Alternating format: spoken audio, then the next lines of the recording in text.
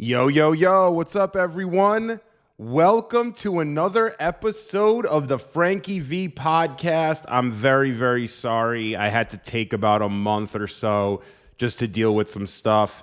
Actually, I didn't have to deal with anything. I just didn't feel like doing anything podcast-wise. Actually, it's kind of half and half, but whatever, it is what it is. We're back, episode 3, ready to freaking go, baby. I'm pumped. This episode is all about New York effing city. I'm going to get right into it. I'm going to talk about what it means to be great in New York and why the New York Jets, the New York Giants, the New York Yankees, the New York Knicks, the Brooklyn Nets are not great teams. And why they're not great franchises, none of them. And they all have one thing in common. Oh, and the New York Mets, I forgot about them, sorry. I'm going to bring them all up right now, and I'm going to keep it super real. Because what they've been doing as franchises representing the best city in the world is straight up pathetic. It's pathetic. Every one of those franchises is pathetic. Pathetic. Point number 1, what does it mean to be able to succeed in New York? What does that mean when people say you succeed in New York? How do you succeed in New York? What does that mean? You know what it means? You're a tough son of a bitch. That's what it means. In New York, you're walking down the street, someone bumps into you and curses you off, you just keep walking as you're cursing them right off. You need to get somewhere, you have to push someone out of the way to get on that subway before it leaves so you can get to your job on time and not get fired. What does it mean? You have to be able to afford your rent, and you're going to pay over $2,000 for a freaking room. Trust me, I'm basically living in one right now. What does it mean? You're going to go on a lot of dates, and you're not going to have a girl that you trust, because she's going to be also going on a lot of dates. What does it mean? It means you're going to pay $7 for a slice of freaking pizza and $4.50 for an essential water, which makes no freaking sense. Regardless, welcome to New York. You got to be a tough mother effer to live here and to succeed and survive here. And these franchises that we have right now, they don't understand what it means to survive in New York. They deal with New York. All of their advertisers are in New York. All the media that they get is based in New York. And they don't know how to deal with it. The once tough group of athletes and ownerships and front offices that were leading successful teams, the New York Yankees, the Giants, long time ago, the Jets, for some years, the Mets, are gone. We have a bunch of P words at the top running these teams and at the ground floor playing on the field. We went from Derek Jeters to Zach Wilsons.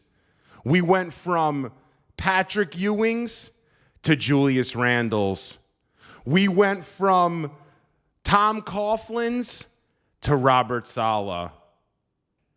We have the wrong people running the show. And we have athletes like Daniel Jones that are nervous to talk to the media. They're all nervous. Oh, I don't know what to say. Oh, I want to go back on Kay Adams because I'm trying to hit on her because I'm still single for whatever reason. And we got these people representing the most valuable sports teams, franchises in the world. These people are the number one athletes on the most valuable franchises. Daniel Jones's, Zach Wilson's. What are we doing here? Then we have owners like Hal Steinbrenner that are just piggybacking off daddy, making it seem like they care, but they care more about the money, and they blame the fans for giving them shit because they don't want to take any pressure. Again, not New York tough. And they want to just put the blame on everybody else. We have owners like Woody Johnson that care more about being cool with C-level celebrities than he does caring about winning football games. This is what New York sports has become, and it's the saddest thing in the world to see. Oh, I'm not going to bring up the biggest jackass out of them all, James Dolan, and the stuff he's done with the New York Knicks, and how he has a pretentious complex about him that he's better than you, better than you, better than me. Are you kidding me? The guy's a moron. The only guy I've ever seen who kicks out his own players and bans them from the stadiums or whatever, the courts, because they're giving him crap. Banning fans because they're blogging badly about him and going in through lawsuits with lawyers that are representing, the Players Association. This is who's representing New York City sports as a whole, these kind of guys and these players. The New York Yankees this year laughing in the clubhouse, laughing on the bench when they're losing games, cracking jokes. It's funny. It's funny you had the second highest payroll this year and you couldn't make the playoffs. That's funny, right? Yeah, I guess it is if you're making $10 million and we're the ones sitting there like the assholes we are and we're judging you and caring more than you do. Maybe it is funny. Maybe it is. But I had enough. I had enough of every New York sports team. I think they all, every single one of them, maybe I'm missing one, the Rangers. I don't know enough about hockey. I'm not even going to try the Islanders. I'm not going to go there. Every single New York sports team, Yankees, Mets, Jets, Giants, Knicks, and Nets, they all need to reset. Every goddamn one of them needs to reset.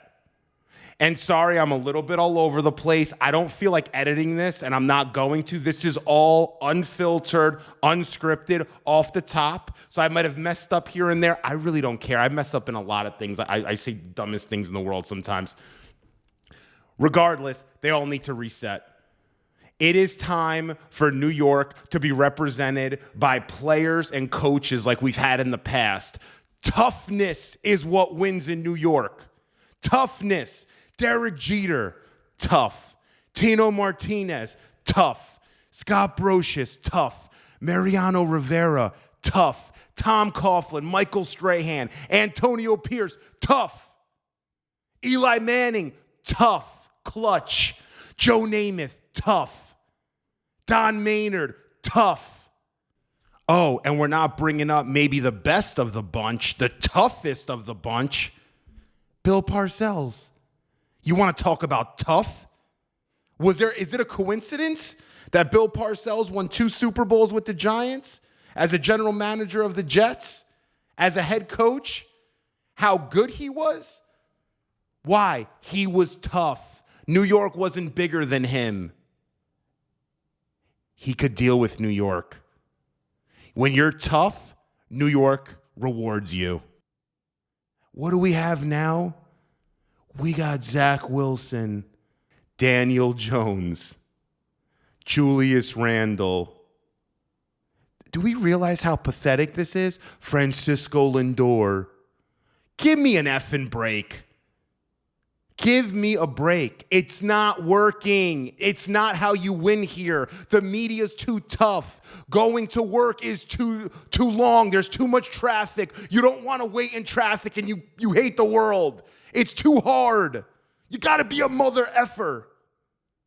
You got to be a little crazy like Joe Namath was, guaranteeing a Super Bowl win the night before he probably went out and was doing blow all night. That's the kind of mentality you need in this town. Not saying go out, but the night before a game, times are different. But I'm saying these are the kind of guys, Lawrence Taylors, these are the kind of guys that makes New York, New York. It'll never change. It'll never change. And that's it. I'm not going to get more into it, but there is another side to it. Maybe it is changing now that I'm kind of going on the other side. Maybe New York is changing. Maybe I'm an old head. Maybe I don't get it anymore. But you know what? Proof is in the pudding. Every single team I've called out right in the last 10 minutes is terrible. They suck. They suck. What are we watching? Why are we spending time watching these guys, supporting these teams? What are we doing? We're spending money on tickets, PSLs, Going to MSG, the most expensive tickets I was looking before. The least expensive ticket is $160, $70. You go to any other freaking team, and you could get tickets for $40. But the Knicks are so good, you got to spend $170. Get the hell out of here. Freaking tourists have been carrying that city and all these teams for years. And you know what? It's going to hit the fan. Maybe New York is not what it used to be. Maybe it's changing. Maybe it'll turn into just a secondary city. But as of now, being from New York, I am going to give you what I know will work based on the history of New York and based on what I've seen work and what doesn't work. If you're not tough, it will not work in New York. Period. End of story. But that's it. And I'll get into the Jets really quick. You know, this whole Zach Wilson thing, I'll give you something pretty simple about this whole situation we're in right now, this dilemma. You have people saying, I know Zach Wilson's not good at football, but... No. There is no but. You can't but when you already made the point. You can't say 2 + 2 is 4, but... It doesn't work like that. He's not good at football, period. Not but, not comma, but. It's a freaking period. You got to move on. You got to go to the next thing. It doesn't matter that he is under contract. So was Trey Lance, and they gave up more, 2 first-round picks on top of moving back to get Trey Lance. You got to move on. It's over with Zach. Bring new energy. You benched him last year. Why are you giving him all this support this year? What kind of message does that send anybody? Saleh went today on, and I'm recording this November 7th. Saleh went today on the Michael K show. Shout outs to Michael K. He actually asked him really good questions. He asked him, why don't you go to Trevor Siemian? You benched Zach last year. Wouldn't it make sense to try to figure something out with Trevor and get some new energy? And Saleh completely froze. Saleh sounded like if your girlfriend asks you, oh, can I see your phone? Have you been texting anybody? Can I see it? And they go to grab your phone. That's how he looked and sounded. It's a really bad situation with that guy as the leader of this team. I don't know if there's strings being pulled at the top. That could be possible. I don't think so. I just think he doesn't get what to do on offense, and he's taking the easy way out. He's spending 95% of his time on the defense, and he puts a little bit of his brain power and energy towards the offense. He's letting Nate Hackett, who's only here because him and Rodgers are BFFs, and Rodgers could be on a semi-vacation while he's practicing here. And Saleh doesn't, get involved with what the offense is doing. That's not tough, right? Is that what New York's about? You're casually going through things? Does that ever work? You think people going to work here at 6 a.m. in the morning, rushing to get to work, catching that freaking subway before it's delayed again, spending $7 on a bacon, egg, and cheese? Seriously, the other day I went down the street. It was $7.25 for a bacon, egg, and cheese on a roll. Not on a wedge or a hero, whatever you call it. On a roll. You think what, New York are just going to go through the motions and things just happen? It doesn't work. You got to get in there. You got to go and you got to ruffle feathers, Robert. It's not going to work. Just let the offense casually do, and it's easy. The guy's under contract. Let him play. He was a second overall pick, and he had, a few games that he was good in. Zach Wilson's played in 30 NFL games. He's thrown for 300 yards twice. In 2023, twice. He's never thrown for 3 touchdowns once. Never thrown for 4 or 5 touchdowns. I'm saying 3+, never once. The guy sucks. It's over. Let him go so we can move on and we can figure out the next step. Yes, did we ruin him? Yes. Does he suck? Yes. 2 things can be true at the same time. But that's it. That's all my whole rant's about. That's episode 3. A little bit coming at you hard. I don't want to go too long because I want to do these more often. But yeah, in New York, you got to be tough. The Jets aren't being tough. The Giants aren't being tough. The Knicks, the Mets, the Yankees, no one's tough anymore. It ain't going to work. Every New York City athlete that's won a championship, look at them all. The top ones, the top guys, the head honchos, the coaches, they're all tough son of a bitches. And we're being led by a bunch of sheep that are just getting paid and they're just going through the process because MSG can charge you $160 to go to a game against the Rockets on a Wednesday night. And the Jets can up their PSL prices mid-season when they're going through a losing streak and fans are going to yes them. And the Yankees want to tell you that they're doing everything they can while they're just partnering with more companies and putting stupid patches on their jerseys, on their pinstripes. They put a freaking insurance patch on the pinstripes. The pinstripes. You ever seen Catch Me If You Can? Why can't you beat the Yankees? Because you can't take your eyes off the pinstripes.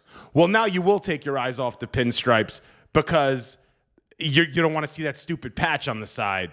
So, yeah, that's the Yankees now. You guys might think, or gals, whomever, you all might think I'm being crazy. I'm telling you, this is the reality. This is the energy that is how you go through life and how you got to figure things out. It is what it is. It doesn't fall far from the tree. That's just it. All right, I'm going to wrap it up. I'm not going to edit much of this. I just wanted to get this out, a little bit of a rant.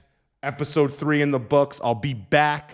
I will not wait a month. I had some things to do, but yeah, I'll be back better than ever. Episode 3, Frankie V Podcast. We out. One love, and be safe out there. Later.